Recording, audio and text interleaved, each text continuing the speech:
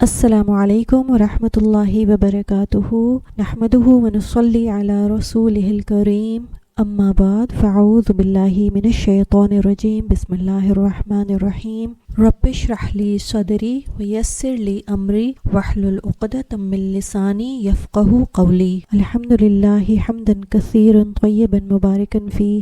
سب تعریف اللہ ہی کے لیے ہے، بہت زیادہ پاکیزہ اور بابرکت تعریف۔ اللہ اکبر کبیرہ والحمدللہ کثیرہ وسبحان اللہ بکرۃ واصیلا۔ اللہ سب سے بڑا ہے، بہت بڑا، سب تعریف اللہ ہی کے لیے ہے، بہت زیادہ، اور میں صبح و شام اللہ کی پاکی بیان کرتی ہوں۔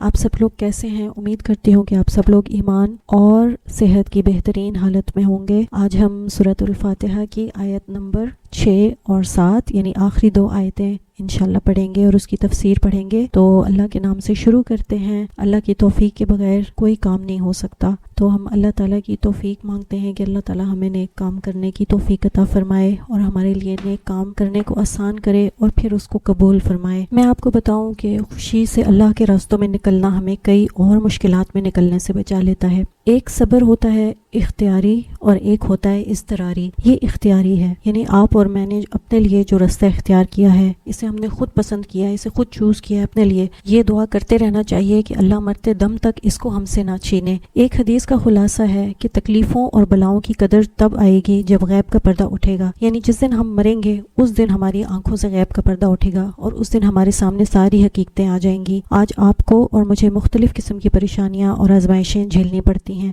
ہمارے اوپر جب بھی کوئی مشکل یا پریشانی آتی ہے تو ہم کہتے ہیں کہ یہ ہمارے اوپر کیوں آئی ہے، میں نے کسی کا کیا بگاڑا تھا، میرے ساتھ ایسا کیوں کیا اللہ نے۔ بعض دفعہ تکلیف اور پریشانی اور آزمائش انسان کو کفر تک پہنچا دیتی ہے، حالانکہ یہ صبر اور شکر کے ذریعے اللہ کی رضا تک پہنچنے کا ذریعہ بن جاتی ہیں۔ یہی تکلیفیں اور مشکلات اگر ان پہ ہم صبر کریں تو یہ اللہ کی رضا تک پہنچنے کا ذریعہ ہیں۔ جتنا زیادہ ہم قرآن سے رشتہ جوڑتے ہیں، جتنا زیادہ ہمارا رشتہ قرآن سے جڑتا ہے، انسان ان مشکلوں کو بہت سکون سے جھیل لیتا ہے اور ان مشکلات، مصیبتوں اور آزمائشوں سے بہت آسانی سے گزر جاتا ہے۔ تو آیت نمبر 6 ہے، اعوذ باللہ من الشیطان الرجیم بسم اللہ الرحمن الرحیم اہدنا الصراط المستقیم، دکھا ہمیں سیدھا رستہ۔ سورہ فاتحہ کی پہلی 5 آیات میں اللہ تعالیٰ کی تعریف اور حمد بیان کرنے کے بعد ہم اللہ تعالیٰ سے اہدنا الصراط المستقیم، دکھا ہمیں سیدھا رستہ، تو اللہ تعالیٰ سے دعا کرنے کا بنیادی اصول یہ ہے کہ پہلے اس میں اللہ تعالیٰ کی ثنا اور تعریف بیان کی جائے اور پھر اللہ سے دعا کی جائے۔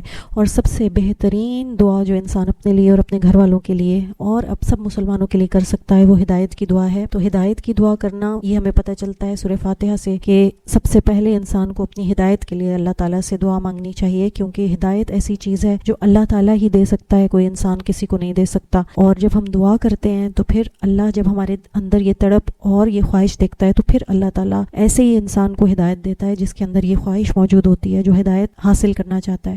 تو اس لیے اللہ تعالیٰ نے ہمیں یہ دعا سکھائی ہے تاکہ ہم ہر روز بار بار اس دعا کو پڑھیں اور اللہ سے ہدایت مانگیں۔ لیکن اگر ہم اس کو سمجھے بغیر مانگتے ہیں تو ہمیں پتہ ہی نہیں ہوتا کہ ہم اللہ تعالیٰ سے کیا مانگ رہے ہیں۔ ہدایت سیدھے راستے کی طرف رہنمائی کرنا ہوتا ہے، یعنی ہدایت جب ہم اللہ سے مانگتے ہیں تو اللہ تعالیٰ ہماری سیدھے راستے کی طرف رہنمائی کرتا ہے۔ تو ہم اللہ تعالیٰ سے دعا کرتے ہیں کہ اللہ تعالیٰ ہمیں راستے پر چلا دے، ہمیں سیدھے راستے کی رہنمائی دے اور ہمیں اس پر جمے رہیں، ہم اس پہ راستہ دکھانا، بتانا، توفیق دینا، یہ سب کچھ اللہ تعالیٰ کے اختیار میں ہے۔ ہدایت اور سکون قلب یعنی دل کا سکون ہم سفر ہیں، ساتھی ہیں، دوست ہیں، کیونکہ انسان اپنے دوستوں اور ساتھیوں کے ساتھ ہی خوش رہتا ہے۔ اسی طرح ہدایت سکون قلب کے ساتھ اور سکون قلب ہدایت کے ساتھ خوش رہتا ہے۔ سکون چاہیے تو ہدایت کا قرآن اور سنت کا راستہ اپنانا ہوگا۔ تو ہدایت اپنے لیے اور دوسروں سب کے لیے مانگنی چاہیے اور اس پہ قائم رہنے کے لیے بھی دعائیں کرنی چاہیے۔ ہر روز ہم سب لوگ اللہ سے دعا کرتے ہیں کہ اہدنا الصراط المستقیم، بار بار دن میں کتنی بار اللہ سے ہم یہ دعا مانگتے ہیں۔ جیسے انسان کو کوئی بھوک ہو تو بار بار فریج کھولتا ہے یا ہانڈی کا ڈھکن اٹھا کے دیکھتا ہے کہ کیا ہے، جسے ہدایت کی بھوک ہو وہ بھی ایسے ہی تڑپ کر بار بار اللہ سے ہدایت مانگتا ہے کہ اے اللہ مجھے سیدھے راستے کی ہدایت دے۔ اتنی تڑپ کے انسان کہتا ہے کہ اہدنا، نا میں یعنی اجتماعی ہدایت، اللہ سے دعا کرتا ہے کہ صرف مجھے نہیں بلکہ میرے بچوں کو بھی، میرے ماں باپ کو بھی، میرے شوہر کو، میری بیوی کو، میرے گھر والوں کو، سب کو دے، کیونکہ ہدایت کا سفر تنہا اکیلے نہیں طے ہوتا، یہ ایک حقیقت ہے۔ اس سکون قلب کا مزہ کرکرا ہو جاتا ہے، روز روز کے جھگڑوں، لڑائیوں اور اختلاف رائے میں پڑھ کر انسان پریشان ہو جاتا ہے۔ تو ایسے وقت میں انسان اور زیادہ تڑپ کر کہتا ہے کہ اے اللہ صرف مجھے نہیں، میرے سب گھر والوں کو ہدایت دے۔ اپنی ہدایت کی وہ خوشی نہیں ہوتی جو اپنے گھر والوں، اپنے پیاروں کی ہدایت کی ہوتی ہے. اگر جیسے مثلاً ہم چھوٹے تھے تو اسکول میں اگر ہماری کبھی فرسٹ سیکنڈ تھرڈ کوئی اس طرح کی پوزیشن آئی ہو، یا اگر کسی اسپورٹس کا شوق رہا ہو یا کوئی اور شوق رہا ہو، اور اگر ہماری اولاد بھی پھر اسی طرح سے فرسٹ سیکنڈ تھرڈ آئے یا اس کو اسپورٹس کا، کھیلوں کا یا کسی اور چیز کا شوق آئے، تو ہمیں بہت زیادہ خوشی ہوتی ہے. یہ ایک فطری بات ہے. انسان اپنے پیاروں کی خوشی زیادہ محسوس کرتا ہے اپنی خوشی کی نسبت. اس لیے اہدنا کہہ کے ہم سب کی ہدایت کی دعا کرتے ہیں کہ سب کے ساتھ ہدایت چاہیے. اس کے بعد آتا ہے الصراط، اہدنا الصراط. ایک اور طلب ہے اللہ تعالیٰ سے، ہم ایک اور طلب کر رہے ہیں، یعنی بالکل سیدھے راستے کی ہدایت. صراط کا مطلب ہے سیدھا، بالکل واضح راستہ، یہاں وہاں نہیں، ادھر ادھر نہیں، یعنی قرآن و سنت کا راستہ جو سیدھا جنت تک لے جائے. اس راستے پر بہت ساری رکاوٹیں ہوتی ہیں، شیطان ہوتا ہے، جگہ جگہ شیطان کھڑا ہوتا ہے. جب ہم ہدایت پر چلنے کی کوشش کرتے ہیں، جب ہم یہ راستہ اپناتے ہیں، تو شیطان سب سے پہلے ہمارے اوپر اٹیک کرتا ہے. وہ ہمارے دل میں طرح طرح کی تشویش، طرح طرح کے شک شبہ ڈالتا ہے. وہ ہمارے اوپر کوشش کرتا ہے کہ کسی طرح سے ہم ہدایت کے راستے سے ہٹ جائیں، اس کو مشکل راستہ بتاتا ہے. کبھی وہ ہمارے ذہن میں یہ خوف ڈالتا ہے کہ اگر ایسے کرو گی تو گھر والے ناراض ہو جائیں گے، ایسے کرو گی تو خاندان والے ناراض ہو جائیں گے، یہ راستہ بہت مشکل ہے، اس پہ چلو گی تو سب رشتہ دار کٹ جائیں گے، گھر والے تم سے دور ہو جائیں گے، لوگ تم سے نفرت کرنے لگیں گے. طرح طرح کے ڈر اور خوف، شکوک و شبہات وہ ہمارے دل میں ڈالتا ہے. اگر ہم مضبوط ہوں اور اگر وہ ہمارے ارادوں میں ہمیں نہ کمزور کر سکے، تو پھر وہ ہمارے گھر والوں کی طرف سے ہمارے اوپر اٹیک کرتا ہے. پھر اگر بیوی ہے تو وہ شوہر کے دل میں ڈالتا ہے کہ دیکھو یہ سارا دن یہی کرتی رہتی ہے، اس کا تو اور کوئی کام نہیں ہے، یہ تو سارا دن یہی قرآن پڑھتی رہتی ہے، تفسیر پڑھتی رہتی ہے، یا کوئی اور جو بھی دینی کام کرتی رہتی ہے، بچوں کو ٹائم نہیں دے رہی، تمہیں ٹائم نہیں دے رہی، گھر کو ٹائم نہیں دے رہی، کھانا ٹائم پہ نہیں پک رہا. اس کے لیے صرف دین اور قرآن اور تفسیر یہ چیزیں ضروری ہو گئی ہیں، تم لوگ اس کے لیے ضروری نہیں ہو، ان کی امپورٹنس زیادہ ہے، ان کی اہمیت زیادہ ہو گئی ہے تم لوگوں سے. شیطان اتنی چالاکی سے اس طرح کے کام کرتا ہے کہ آپ سب کچھ بھی کر رہے ہوتے ہیں، سب کچھ آپ کر رہے ہوتے ہیں، لیکن دوسرے انسان کے دل میں ایسے شکوک اور ایسے طریقے کے وہم اور وسوسے ڈالتا ہے کہ اس انسان کو آپ کی اچھائیاں، آپ کی کوئی اچھائی نظر نہیں آتی، آپ کے کیے ہوئے کوئی کام نہیں نظر آتے. وہ ان کو آپ کی برائیاں بڑی کر کر کے آپ کی برائیاں ان کو دکھاتا ہے اور آپ کی اچھائیوں کو پیچھے کر دیتا ہے. جو آپ نے سارا دن کیا ہوتا ہے یا جو آپ سارا دن کرتے رہتے ہیں، وہ چیزیں وہ اس سے چھپا دیتا ہے، وہ ان کو نہیں نظر آتی. اور جو نہیں کیا ہوتا، کوئی ایک آدھ کوئی چیز ہو جو نہیں کی ہو یا ایسی کوئی چیز نہ بھی ہو، پھر بھی وہ اس طرح کی باتیں ان کے ذہن میں ڈالتا ہے کہ دیکھو یہ تو سارا دن یہی کچھ کر رہے تھے. اگر خاوند ہے تو وہ بیوی کے دل میں اس طرح کی خیالات ڈالتا ہے کہ سارا دن آفس میں کام کرتا ہے، پھر آتا ہے تو اس چیز میں لگ جاتا ہے، دین کی طرف لگ جاتا ہے، قرآن پڑھنے یا تفسیر پڑھنے لگ جاتا ہے. بچوں کے دل میں آتا ہے، بچوں کی طرف بھی اٹیک کرتا ہے کہ دیکھو تم لوگوں کے ماں یا باپ سارا دن یہی کچھ کرتے رہتے ہیں، تم لوگوں کو ٹائم نہیں دیتے، تم لوگوں کے ساتھ نہیں بیٹھتے. پہلے جیسے تم لوگ ساتھ بیٹھ کے انجوائے کرتے تھے، اب وہ چیز نہیں ہوتی. پہلے پرانی زندگی میں تو یہ اور طرح تھے، اب تو یہ بالکل چینج ہو گئے ہیں، بدل گئے ہیں. تو اس طرح سے یہ شیطان کا یہ ہر بارہ ہے کہ وہ پہلے جو دین کی طرف آتا ہے اس کے راستے میں روڑے اٹکاتا ہے. اگر وہ اس کے کنٹرول میں نہیں آتا تو وہ اس کے ارد گرد کے لوگوں میں، اس کے گھر والوں میں، ماں باپ میں، اس کے بچوں میں، ان کی بیوی میں یا شوہر میں یا باقی رشتہ داروں کے دلوں میں یہ چیزیں ڈالتا رہتا ہے کہ دیکھو یہ کس طرح ہو گئے ہیں، یہ تو اب شادیوں میں نہیں آتے، یہ تو اب سالگرہوں میں نہیں آتے، یہ تو اب یہ نہیں کرتے، وہ نہیں کرتے. تو وہ طرح طرح کے خوف، طرح طرح کی نفرتیں ایک دوسرے کے دلوں میں ڈالتے ہیں اور اس طرح سے اٹیک کرتے ہیں. پھر انسان کی اپنی خواہش نفس ہوتی ہے. اس راستے پر ہر وقت چوکنا رہنے کی ضرورت ہے. ہم نازک اور کمزور ہیں، ہمیں ہر وقت اللہ سے ہدایت کی ضرورت ہوتی ہے. اللہ تعالیٰ نے اپنے مومن بندوں کو حکم دیا ہے کہ وہ یہ دعا کرتے رہا کریں، ربنا لا تزغ قلوبنا بعد اذ ہدیتنا وہب لنا من لدنک رحمہ انک انت الوہاب. سورہ آل عمران کی یہ آیت ہے، اے ہمارے پروردگار، جب تو نے ہمیں ہدایت بخشی ہے تو اس کے بعد ہمارے دلوں میں کجی نہ پیدا کرنا اور ہمیں اپنے ہاں سے رحمت عطا فرما، بے شک تو ہی بڑا عطا فرمانے والا ہے. اس آیت میں صراط مستقیم سے مراد ہے اسلام. امام احمد رحم اللہ نے اپنی ایک مسند سے روایت بیان کی ہے کہ رسول اللہ صلی اللہ علیہ وسلم نے فرمایا، اللہ تعالیٰ نے صراط مستقیم کی اس طرح مثال بیان فرمائی ہے جیسے ایک رستہ ہو اور اس کے دونوں طرف دیواریں ہوں، ان میں کئی ایک کھلے ہوئے دروازے ہوں اور دروازوں پر پردے لٹک رہے ہوں. راستے کے دروازے پر ایک پکارنے والا مقرر ہو جو یہ اعلان کر رہا ہو کہ اے لوگو تم سب سیدھے رستے پر چلو اور دائیں بائیں مت جھانکو، اور ایک پکارنے والا رستے کے درمیان میں ہو، جب کوئی ان میں سے کسی دروازے کو کھولنا چاہے تو وہ کہہ دے تجھ پر افسوس، اسے نہ کھولنا، اگر تو نے اسے کھول دیا تو اس میں داخل ہو جائے گا. چنانچہ اس مثال میں صراط رستے سے مراد اسلام ہے، دیواریں حدود الہی ہیں یعنی اللہ تعالیٰ کی حدود ہیں، کھلے ہوئے دروازوں سے مراد اللہ تعالیٰ کی حرام کردہ چیزیں ہیں. راستے کے دروازے پر پکارنے والا قرآن کریم ہے اور سر راہ پکارنے والا اللہ تعالیٰ کا وہ خوف ہے جو ہر مسلمان کے دل میں ہوتا ہے. تو ہم اس لیے سیدھے رستے کی دعا کرتے ہیں، یعنی صراط مستقیم. مستقیم کہہ کے ہم مزید سیدھے رستے راستے کی دعا کرتے ہیں جو اوپر جانے والا ہے، سیدھا راستہ جو ہمیں اوپر سیدھا جنت کی طرف لے جائے۔ اس کے بعد ہم اللہ سے اور تڑپ کر پھر دعا مانگتے ہیں، صراط الذین انعمت علیہم غیر المغضوب علیہم ولا الضالین، ان لوگوں کا راستہ جن پر تو نے انعام کیا، ان کا نہیں جن پر تیرا غضب ہوا، اور نہ گمراہوں کا۔ پچھلی آیت میں جب ہم نے پڑھا اہدنا الصراط المستقیم، تو جب انسان کہتا ہے اہدنا الصراط المستقیم تو اللہ تعالیٰ کہتا ہے کہ یہ میرے بندے کے لیے ہے اور میرے بندے کے لیے وہ ہے جو وہ مانگے۔ اس آیت میں اللہ تعالیٰ نے 3 قسم کے گروہوں کا ذکر کیا ہے، 3 قسم کے جو لوگ ہیں۔ سب سے پہلے وہ ہیں جو انعام یافتہ ہیں، جو جن پہ اللہ تعالیٰ انعام کر چکا ہے، جو گزر چکے ہیں، اور دوسرے ہیں غیر المغضوب علیہم، جن پہ اللہ غصہ ہوا، جن پہ اللہ ناراض ہوا، اور تیسرے ہیں ولا الضالین، وہ لوگ جو بھٹکے ہوئے تھے، جو گمراہ تھے۔ تو سب سے پہلے آتے ہیں صراط الذین انعمت علیہم، یعنی ایسے لوگ جو انعام یافتہ ہیں۔ جہاں تک انعام یافتہ لوگوں کا تعلق ہے تو ان لوگوں کا ذکر اللہ تعالیٰ نے سورۃ النساء میں ان آیات میں کیا ہے، اور اس کا ترجمہ ہے، اور جو لوگ اللہ اور اس کے رسول کی اطاعت کرتے ہیں وہ قیامت کے روز ان لوگوں کے ساتھ ہوں گے جن پر اللہ نے بڑا فضل کیا، یعنی انبیاء، صدیقین، شہداء اور نیک لوگ، اور ان لوگوں کی رفاقت بہت ہی خوب ہے، یعنی ان لوگوں کا ساتھ بہت اعلیٰ ہے۔ یہ اللہ کا فضل ہے اور اللہ جاننے والا کافی ہے۔ تو ہم یہ کہہ سکتے ہیں کہ اس آیت میں صراط مستقیم کی تشریح کر دی گئی، یعنی صاف صاف بتا دیا گیا وہ راستہ جس پر ایسے لوگ چلے جن پر اللہ نے انعام کیا۔ یہ انعام ہے ہدایت کا اور نعمت ہے ایمان کی۔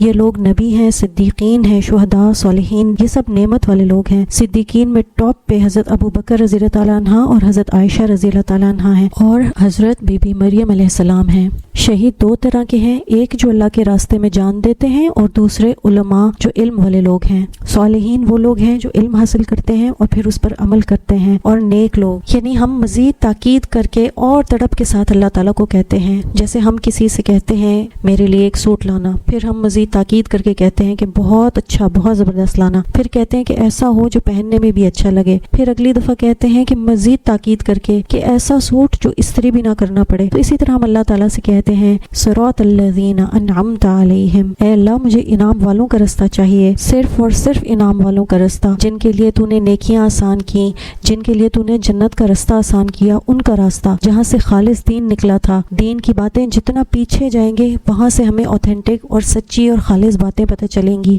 جیسے سونا جہاں سے نکلتا ہے وہیں سے خالص سونا نکلتا ہے، بعد میں جب وہ آتا ہے تو اس میں ملاوٹ ہو چکی ہوتی ہے۔ دودھ اگر بھینس کے پاس سے نکلوا کے لیا جائے تو وہ زیادہ خالص ہوتا ہے، اگر راستے میں کوئی ملاوٹ ہو تو ہمیں پتہ بھی نہیں چلتا۔ دنیا کی چیزیں انسان کو لیٹسٹ اچھی لگتی ہیں، جیسے نیا سے نیا موبائل، جیسے نئی سے نئی گاڑی، جیسے نئے سے نئے سوٹ، نئے سے نئے ڈیزائن، لیکن دین جتنا پرانا اتنا اصلی اور اتنا اوتھینٹک ہوتا ہے۔ پھر تڑپ کر ہم غیر المغضوب علیہم کہتے ہیں کہ ہمیں ان جیسا راستہ نہیں چاہیے جن پر تو نے غضب کیا، جنہوں نے ہدایت کا راستہ اپنا لیا، سب سمجھ لیا، تیری مرضی جان لی، حق اور باطل، صحیح اور غلط کا فرق انہوں نے جان لیا، تیری رضا کس میں ہے یہ جان لیا، تیری ناراضگی کس میں ہے یہ بھی جان گئے، لیکن پھر یہ راستہ چھوڑ دیا۔ انعمت علیہم میں ہمیشگی نہیں ہے، اللہ نے ایسا کبھی نہیں کیا کہ آپ کو نعمتوں کی ایک دفعہ تسلی دے دی کہ نعمتیں دے دی ہیں تو اب کبھی نہیں چھینے گا۔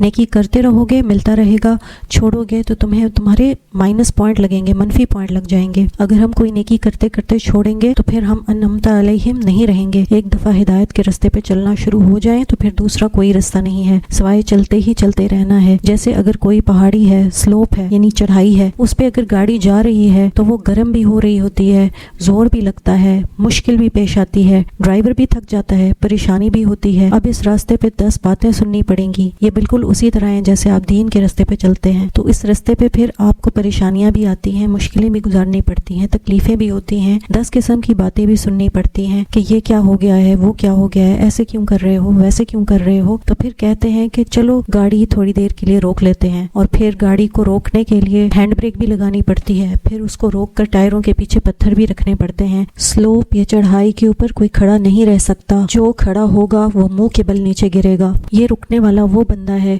جو لوگوں کے پریشر میں آ کر لوگوں کی बातों में आकर कुरान पढ़ना छोड़ दे, कुरान का कोई कोर्स लिया हो तो वो छोड़ दे, जिंदगी में कोई और तब्दीली की हो तो वो छोड़ दे। अगर ऐसा किया तो आप नीचे गिर जाएंगे, क्योंकि स्लोप पे, चढ़ाई पे या तो आप ऊपर जाएंगे या नीचे आएंगे। थक गए हैं तो स्पीड थोड़ी कम कर दें, आहिस्ता चलें, गाड़ी को न्यूट्रल कर लें। जिसने रुक कर सांस लिया वो मुंह के बल गिरता है।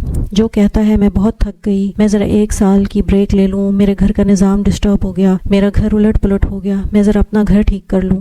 लेकिन घर डिस्टर्ब इसलिए होता है क्योंकि वो आगे जाकर ठीक होता है। जैसे घर की सफाई के लिए पहले पूरे घर को उलट पुलट करना पड़ता है, घर की रेनोवेशन करनी होती है, घर की कोई मरम्मत वगैरह करनी होती है तो घर को तोड़ना पड़ता है, वो टूट फूट कर उलट पुलट होता है, फिर जाके कहीं वो ठीक होता है। इसी तरह कुरान पढ़ते हुए घर के अंदर जो ऊंच नीच होती है ये अच्छे के लिए होती है। पिछला सारा ग्रज निकल आता है, अंदर की सारी गंदगियां बाहर आ जाती हैं, पुरानी कोई गलतियां भी सब उसी वक्त याद आती हैं। आप भी एक तरीके से रेनोवेट हो जाते हैं, नए इंसान बन जाते हैं। फिर वो लोग मियाँ या बीवी एक दूसरे को कहते हैं कि तुम वो तो नहीं हो जिससे हमने शादी की थी, तो पहले गंदे मंदे थे, अब हम जाकर ठीक हुए हैं। क्योंकि अगर इस रास्ते पे रुके तो मुंह के बल नीचे गिरेंगे, अल्लाह के गजब किए हुए लोग बन जाएंगे, मग़दूबी अलैहिम बन जाएंगे। हम सब हिदायत लेने आते हैं। जब हम हिदायत के रास्ते पर निकलते हैं, जब हम कुरान पढ़ते हैं, तर्जुमे के साथ पढ़ते हैं, किसी तरीके से भी उसको समझने की कोशिश करते हैं, उसके लिए कोई भी रास्ता इख्तियार करते हैं, तो वो हम सिर्फ़ और सिर्फ अनअमता अलैहिम बनने के लिए करते हैं, अल्लाह का इनाम पाने के लिए और अल्लाह की रज़ा हासिल करने के लिए करते हैं।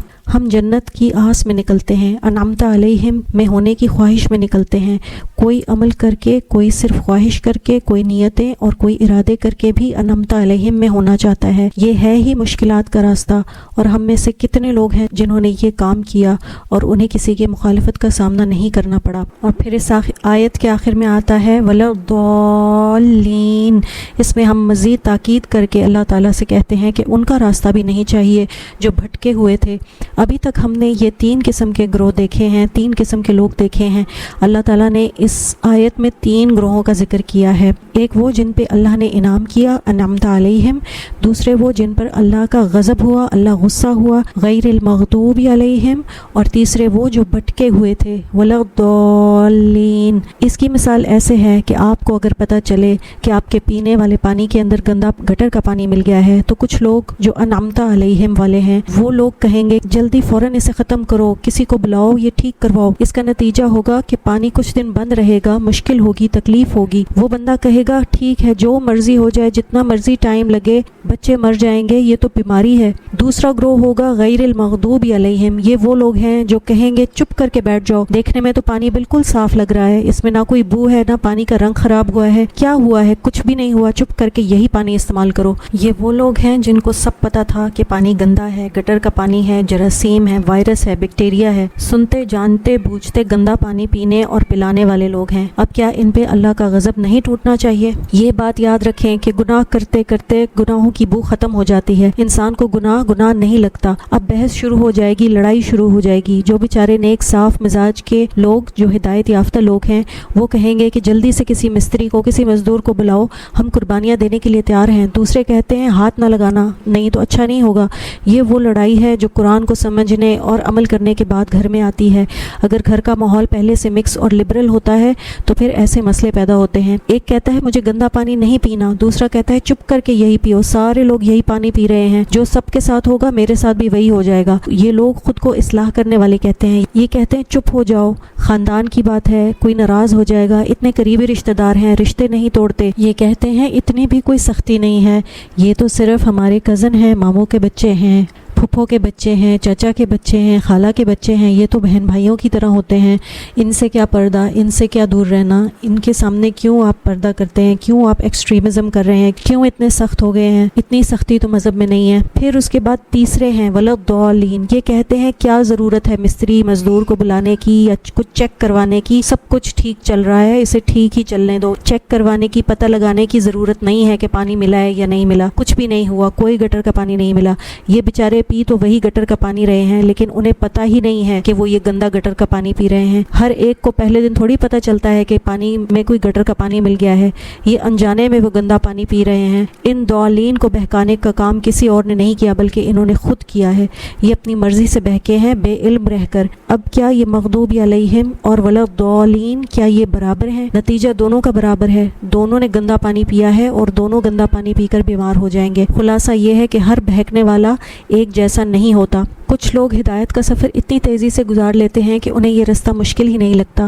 جب ہم ہدایت کے سفر پر نکلتے ہیں ہم نیت انعام کی کر کے نکلتے ہیں، ارادے بھی کرتے ہیں، لیکن جب ہمیں پتہ چل جاتا ہے اور جب ہم سب کچھ جان لیتے ہیں لیکن اس کے باوجود کرتے ہم وہی ہیں جو ہماری برادری کے اور خاندان والے کرتے ہیں، وہی جینا مرنا، وہی دنیا کے اندر جو کچھ چلتا ہے، تو ایسے لوگوں پر اللہ کا غضب ٹوٹتا ہے۔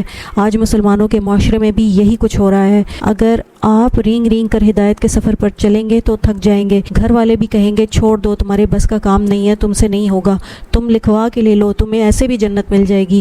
جو جتنا تیز جائے گا اللہ آپ کو اور دے گا اور دے گا۔ کچھ لوگ 5 سپارے پڑھ کر سر سے پاؤں تک اندر باہر سے مسلمان ہو جاتے ہیں، کچھ 10 دفعہ بھی قرآن پڑھ کر بالکل نہیں بدلتے۔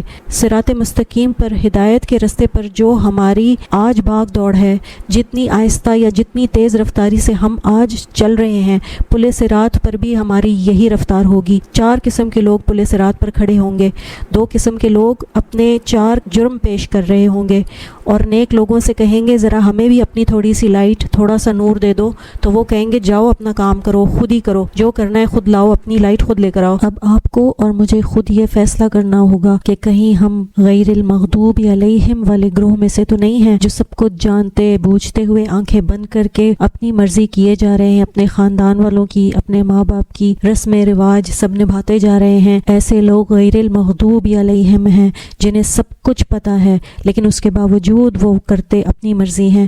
اور دوسرا گروہ ہے وَلَضَّالِّينَ، یہ وہ لوگ ہیں جو اپنی مرضی سے گمراہ ہیں، جنہوں نے اپنی مرضی سے گمراہی پسند کی ہے، جو اپنی مرضی سے لا علم رہنا چاہتے ہیں، علم ہی حاصل نہیں کرنا چاہتے، کیونکہ انہیں پتہ ہے کہ اگر وہ علم حاصل کریں گے تو کہیں انہیں عمل نہ کرنا پڑ جائے، ان کی پکڑ نہ ہو جائے۔ تو ہم نے کوشش کرنی ہے کہ ہم نے ان دونوں گروہوں میں سے نہیں ہونا، بلکہ ہم نے اپنے آپ کو انعمت علیہم والے گروہ میں رکھنا ہے۔ ہمیں ان کے قدموں کے نشانوں پہ چلنا ہے جن پہ اللہ تعالیٰ نے اپنی نعمت کی، جن سے اللہ راضی ہوا، جن پہ اللہ نے اپنا انعام کیا۔ جو قرآن پڑھ کر عمل نہیں کرے گا تو اس کے ہاتھ سے یا تو قرآن چھوٹ جائے گا اور یا ہدایت چھوٹ جائے گی۔ تو میں امید کرتی ہوں کہ آپ کو میری آج کی جو تفسیر تھی آیت نمبر 6 اور 7، 6 اور 7 آیت کی، یہ بہت بہت ضروری، بہت امپورٹنٹ دونوں آیات تھی، جس میں ہمیں اللہ تعالیٰ سے یہ پتہ چلتا ہے کہ اللہ کن سے راضی تھا، کن پہ اللہ غصہ تھا۔ دونوں جو گروہ تھے، ان دونوں گروہوں سے اللہ ناراض ہے۔ سبحانک اللہم و بحمدک، اشہد ان لا الہ الا انت، استغفرک و اتوب الیک۔ السلام علیکم و رحمۃ اللہ وبرکاتہ۔